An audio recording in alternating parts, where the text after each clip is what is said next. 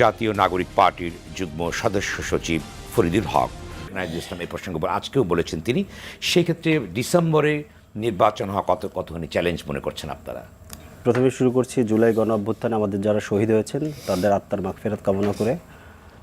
এখন আইন শৃঙ্খলার পরিস্থিতি যে জায়গাতে আছে, আপনারা জানেন যে আমরা গত 15 বছরে যে ফ্যাসিবাদী শাসনের মধ্যে ছিলাম এবং ফ্যাসিবাদী শাসনের যতগুলো অ্যাপারেটাস ছিল প্রত্যেকটা অ্যাপারেটাস আমরা যে একেবারে রাতারাতি সব উৎখাত করে ফেলতে পেরেছি ব্যাপারটা তো তা না।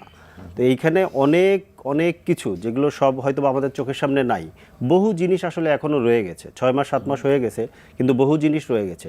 আওয়ামী লীগের যে লুটপাট করা হাজার হাজার লক্ষ লক্ষ কোটি টাকা, তাদের যে মাফিয়া বাহিনী, তাদের যে গ্যাংস্টার বাহিনী, সকল কিছু যে আসলে এখান থেকে নাই হয়ে গেছে ব্যাপারটা তা না। তো তাতে করে যেটা হয়েছে যে আইন শৃঙ্খলা বাহিনীকে ডিসেবল মানে আনস্টেবল করার জন্য যা কিছু করা দরকার আওয়ামী লীগ তো ভেতর থেকে তা করার চেষ্টা করতেছে, এটা আমরা খুব পরিষ্কারভাবে বুঝতে পারতেছি। তবে সরকারের যে এখানে ব্যর্থতা নেই কিংবা দায় নেই ব্যাপারটা তা না। সরকার এখানে প্রপারলি আইন শৃঙ্খলা বাহিনীকে মানে আইন শৃঙ্খলা পরিস্থিতিকে নিয়ন্ত্রণ করার জন্য যা যা করা দরকার ছিল এটা তারা করতে পুরোপুরি সফল হননি। এটা বাংলাদেশের ইতিহাসের অন্যতম জনসমর্থনওয়ালা সরকার, কিন্তু সবচেয়ে দুর্বল সরকার। একটা দুর্বল সরকারের পক্ষে রাষ্ট্র এবং সিস্টেমের যদি সকল জায়গা থেকে সাপোর্ট সে না পায়, তার পক্ষে এরকম একটা পরিস্থিতি কেন মনে করছেন যে তারা সাপোর্ট পাচ্ছে না পর্যাপ্ত? কেন মনে হয় না? ধরেন সিস্টেমের তন্ত্র, পুলিশ, জুডিশিয়ারি এবং অন্যান্য সেনাবাহিনী সব কিছু মিলে সিস্টেমের মধ্যে যারা আছে বেশিরভাগ মানুষ আসলে পদে ছিলেন হচ্ছে আওয়ামী লীগের লোক, বেশিরভাগ। এরপরে আসলে কারা আসলেন? ধরেন ডিসিএসপি কোথায় কোথায় নিয়োগ দেওয়া হয়েছে। আমরা যারা নতুনভাবে রাজনীতিতে এসেছি আমাদের তো কোথাও কোনো লোক নেই এবং সরকারের পেছনে কোনো রাজনৈতিক শক্তি নেই। এখন যে লোকগুলোকে আসলে নিয়োগ দেওয়া হয়েছে, যারা এই সিস্টেমকে কন্ট্রোল করবে, যারা আইন শৃঙ্খলা পরিস্থিতিকে কন্ট্রোল করবে, তারা কারা? তাদেরকে আসলে মানে কারা নিয়োগ দিচ্ছে, তারা কোথায় মানে কাদের সমর্থনে কাজ করতেছে? আরেকটা ব্যাপার হচ্ছে যে সিস্টেমের মধ্যে যারা আছেন তারা বুঝতেছেন যে এই যে ইন্টারিম টাইমটা এটা তো বেশি দিন থাকবে না। তো তাদেরকে আসলে তাল মিলাতে হচ্ছে যে এর পরে কারা ক্ষমতায় আসবে, তাদের এলাই যাতে আমরা থাকতে পারি সেইটার একটা মানে বন্দোবস্ত তো ভেতরে ভেতরে চলতেছে, এটা আমরা পরিষ্কারভাবে বুঝতে পারতেছি। তো অতএব সরকারের একার পক্ষে এই পরিস্থিতিকে নিয়ন্ত্রণ করা সম্ভব না। আমার প্রশ্নটা ছিল সেটি হচ্ছে যে নির্বাচন প্রশ্ন, অর্থাৎ ডিসেম্বরের ভিতরে নির্বাচন হবে না এমন একটা কথা আপনারা বলেছেন যে ডিফিকাল্ট হবে, অর্থাৎ আইন শৃঙ্খলার যে অবস্থা নাহিদুল ইসলাম বলেছেন তাতে ডিসেম্বর নির্বাচন করা না ডিফিকাল্ট। আমরা তো চাই নির্বাচনটা যত দ্রুত সম্ভব তত দ্রুত। মনে করেন ডিসেম্বরের ভিতরে নির্বাচন? এটা আসলে ডিপেন্ড করবে হচ্ছে আইন শৃঙ্খলা পরিস্থিতির উপরে। আইন শৃঙ্খলা পরিস্থিতি এখন যে অবস্থাতে আছে এই অবস্থায় তো আসলে নির্বাচন করা সম্ভব না। এই অবস্থায় নির্বাচন করা আবার করা কি যেতে পারে? অর্থাৎ এক ধরনের মতবিরোধ কিন্তু লক্ষ্য করছি আমরা, বিভিন্ন জন বিভিন্ন কথা বলছে, কেউ দ্রুত নির্বাচন চাইছে, কেউ বলছে আইন শৃঙ্খলা, যেমন ফরিদুল হক বললেন। আপনি কি মনে করেন? আসলে দেখুন, ইতিমধ্যে যে বিষয়টি আপনি সামনে নিয়ে আসছেন যে আইন শৃঙ্খলা পরিস্থিতির যে অবনতি এবং আগামী ডিসেম্বরকে কেন্দ্র করে যে নির্বাচনের প্রস্তুতি, এটা নিয়ে ইতিমধ্যে বিস্তর আলোচনা হচ্ছে, আলোচনা হবে।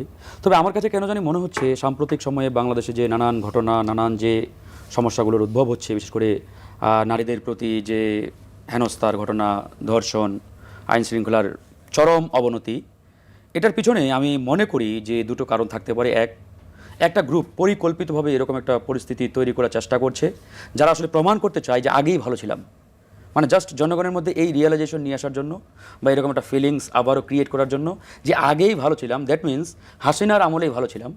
আরেকটা গ্রুপ হতে পারে আমার ধারণা যে দ্রুত নির্বাচন বাস্তবায়নের জন্য পরিকল্পিতভাবে সরকারকে একটা চাপের মধ্যে ফেলার জন্য, চাপের মধ্যে রাখার জন্য এরকম আর্টিফিশিয়াল বিভিন্ন ধরনের যে অঘটনগুলো আমরা দেখতে পাচ্ছি এগুলো ঘটানোর চেষ্টা তারা করে থাকতে পারে।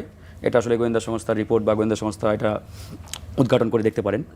তো এখন আসুন সরকারের যে বিষয়, আমাদের ফরিদুল হক সাহেব খুব চমৎকারভাবে বলেছেন।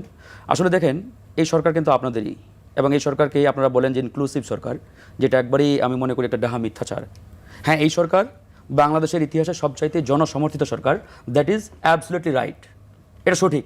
কিন্তু এই সরকারকে আপনি যখন মানে একটা ইনক্লুসিভ সরকার বলবেন, মানে আমি মনে করি এর চাইতে আর মিথ্যাচার থাকতে পারে না। কারণ এই সরকারে বিপ্লবের পক্ষের যে সকল শক্তি এই বিপ্লব ঘটিয়েছে বা যারা অংশগ্রহণ করেছে বা যাদের সমন্বয়ে এই বিপ্লব আমরা সাধন করেছি, বাংলাদেশকে ফ্যাসিবাদ মুক্ত করেছি, সেই বিপ্লবের পক্ষের শক্তিগুলোর মধ্যে থেকে অনলি ওয়ান লেয়ার থেকে এই সরকারের প্রতিনিধিত্ব রয়েছে, অর্থাৎ ছাত্র সংগঠন, মানে বৈষম্য বিরোধী যে ছাত্র আন্দোলন বা নাগরিক কমিটি, তাদের পক্ষ থেকে এখানে 3 জন প্রতিনিধিত্ব ছিল, একজন অলরেডি পদত্যাগ করে দলের দায়িত্ব নিয়েছে নাহিদ ইসলাম, বাকি 2 জন এখনো রয়েছে।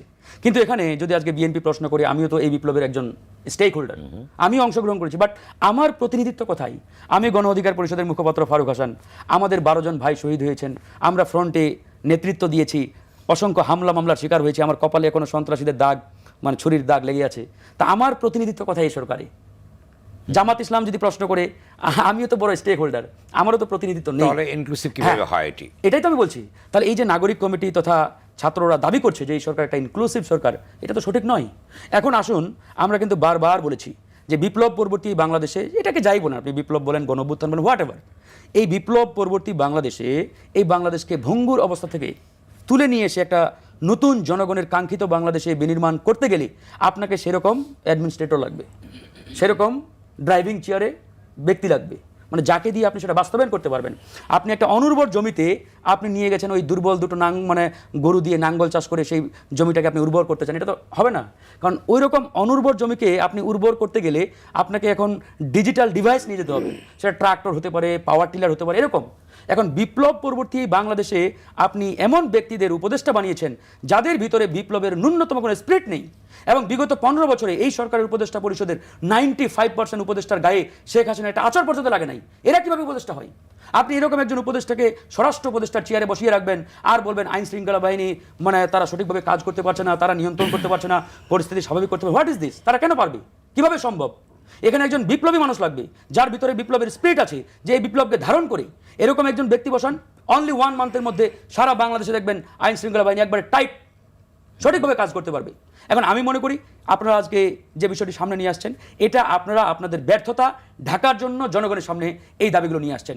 গত পরশুদিন নাহিদ ইসলাম একটা বক্তব্য দিয়েছে যে আমি সরকারের দায়িত্ব ছেড়েছি, বিপ্লবের অসম্পূর্ণ কাজ সম্পূর্ণ করার জন্য দলের দায়িত্ব নিয়েছি। আমি মনে করি নাহিদ ইসলামের এটা চরম মিথ্যাচার। কারণ নাহিদ যখন চেয়ারে বসে তখন এদেশের জনগণ তাদেরকে দায়িত্ব দিয়েছে জনগণের কাঙ্ক্ষিত বাংলাদেশ বিনির্মাণের জন্য। আপনি চেয়ারে বসে জনগণের কাঙ্ক্ষিত বাংলাদেশ বিনির্মাণ না করে, গণহত্যার বিচার না করে, আওয়ামী লীগের প্রশ্নে আপনাদের মানে পরিষ্কার সিদ্ধান্ত আপনারা না নিয়ে আপনার রাজনৈতিক দল গঠনের পৃষ্ঠপোষকতা করছেন, পিছন থেকে কাজ করছেন, এভাবে হেলিয়ে দুলিয়ে 6-7 মাস কেটে দিলেন। আর 7 মাস পরে এসে বলছেন যে গণ অভ্যুত্থানের স্পিরিট আসলে সরকারের চেয়ারে থেকে বাস্তবায়ন সম্ভব নয়, তাই আমি চেয়ারের দায়িত্ব ছেড়ে এখন রাজনৈতিক দলের দায়িত্ব নেন। What is this? এটা তো একটা হাস্যকর কথা। বরং আপনাকে বলতে হবে আমি দায়িত্বে থাকাকালে জনগণ যে মানে আমাকে দায়িত্ব দিয়েছিল, জনগণের সেই কাঙ্ক্ষিত দায়িত্ব পালনে আমি ব্যর্থ হয়েছি, তাই আমি সারেন্ডার করলাম, আমি আসলে ফেইলার। এখন আমি সরকারের দায়িত্ব ছেড়ে রাজনীতির মাঠে নামছি। যদি রাজনৈতিক দল গঠন করে ভবিষ্যতে আমরা আপনাদের সুতরাং আজকে নাগরিক কমিটি বা নাগরিক পার্টি যেটাই বলেন, তারা যে ধরনের বক্তব্যগুলো দিচ্ছে এগুলো নট অ্যাকসেপ্টেবল। সুতরাং তারা চেয়ারে ছিল এবং স্টিল নাও তারা চেয়ারে আছে, তাদের একটা পার্ট এখনো সরকারের অংশ, এবং একজন ব্যক্তি ওখান থেকে পদত্যাগ করে রাজনৈতিক দলের দায়িত্ব নিয়েছে। আমি তো মনে করি